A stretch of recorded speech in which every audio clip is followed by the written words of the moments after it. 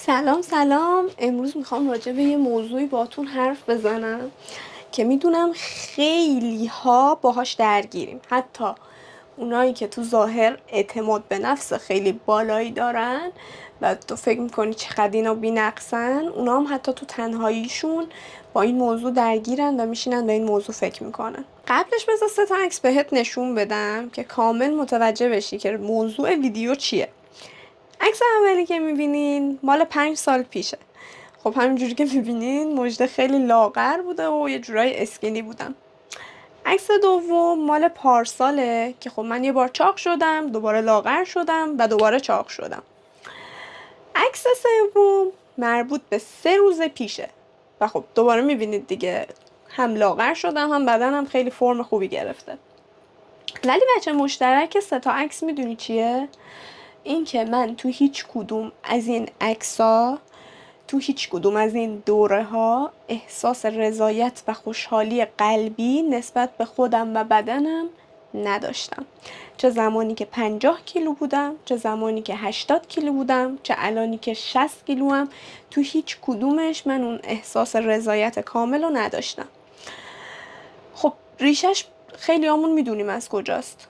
بچه که بودیم، مدرسه که میرفتیم، روزی که میخواستن بیان فرم مدرسه رو برامون حالا بیارن و ما بریم بخریم، اگر که تو سایزت 36 38 نبود، دیگه نهایتا 40 نبود، مانتو سایز تو نداشتن و به تو میگفتن که ما باید برای تو جداگونه بسازیم، تو سایزت بزرگه و اصلا یه جوری باهات حرف میزدن توی اون سن جلوی جمع که قشنگ خورد میشدی. حالا من نمیدونم توی مدرسه همه این شکلی بوده یا نه، ولی من توی کل دوران تحصیلم همچین چیزی رو به چشم دیدم. به خاطر همین من حتی توی مثلا کلاس 5 که بودم یه کمی چاق شدم، به خاطر همین موضوع با همون سن کم هر کاری میکردم که تا مثلا سال بعدش وزنم کم شه، سایزم بشه 38 بشه 36 و تکون نخوره که نخوام با همچین لحنی با هم صحبت بشه. ببین چقدر ما این اتفاقا رو ذهنمون تاثیر داره. حالا هم که بزرگ شدیم یه فضایی اومده به اسم فضای مجازی که خدا رو شکر توی فضای مجازی همه بدون نقصن. هیچ کس نه جوش میزنه، نه پوستش لک داره، نه پوستش منافذ داره، نه پشت لبش یه تار مو داره.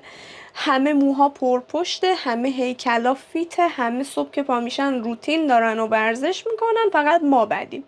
همه خوبن، فقط ما بدیم. هیچی. ما هر چقدرم که بگیم این چیزا روی ذهنمون تاثیر نمیذاره، بخوایم یا نخوایم، بعد یه مدت طولانی که خب الان فکر کنم فضای مجازی و اینستاگرام عمرش 10 سال بیشتر شده، اینا بعد این همه مدت رو ذهنمون تاثیر میذاره. ما میریم سراغ مقایسه کردن خودمون هی با دیگران. مغز ما دیگه نمیاد اینو تحلیل کنه که آقا اینی که میبینی انقدر عکسش پرفکت و خوبه، شاید اصلا حاصل دست جراحه، نه خدا. شاید بعد از 100 تا ادیت و فیلتر شده این. شاید نمیدونم اون پوزی که گرفته، عکس گرفته، اون ژستی که گرفته، جوری که وایساده باعث شده اون هیکل اون شکلی دیده بشه. یا اون پوستی که ما میبینیم الان انقدر صاف و ساده است، آقا تو با دوربین که میگیری معمولا پوستت صاف نشون داده میشه. بگذاریم از اینکه چقدر فیلتر میذارن و چقدر میکاپ میکنن و گیری میکنن که الان اون پوسته رو بدون نقص نشون بدن.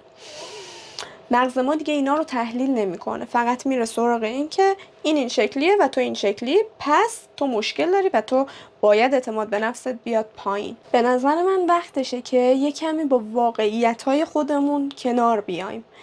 نمیدونم واقعا چه ایرادی داره اگر که ما بشینیم و این شکممون اینجوری جمع شه روی هم.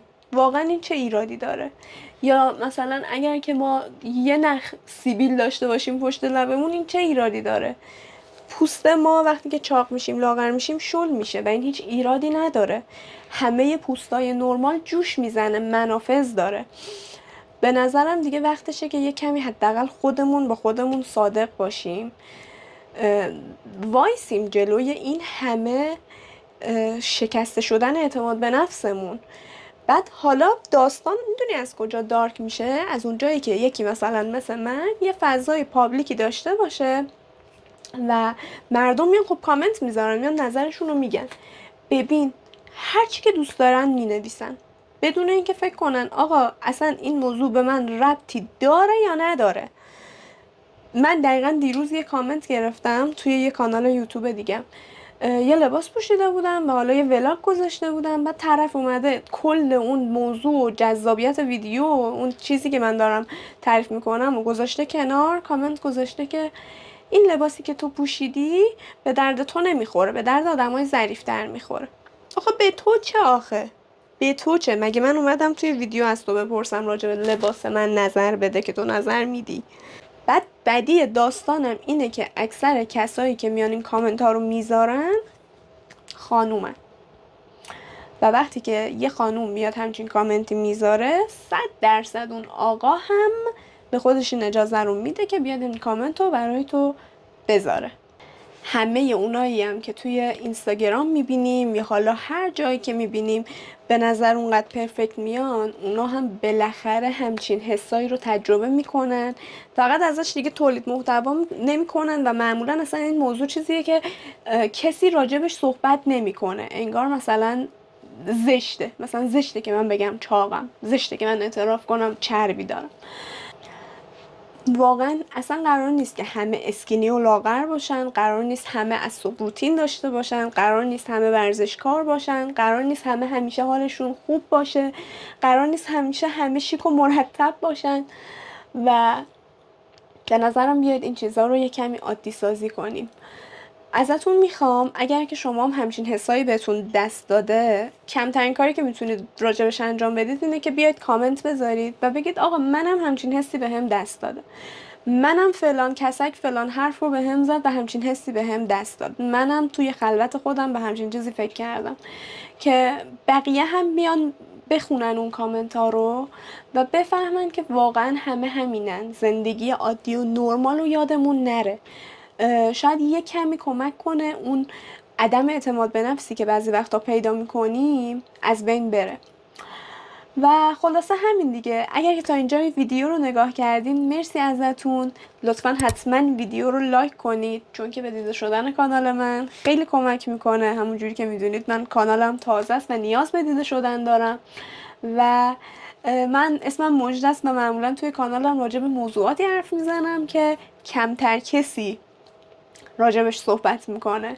پس اگر که به این محتواها علاقه داری لطفا حتما دکمه سابسکرایب رو هم بزن. دوستتون دارم خیلی زیاد و دوشنبه ها و پنجشنبه ها توی همین کانال میبینمتون.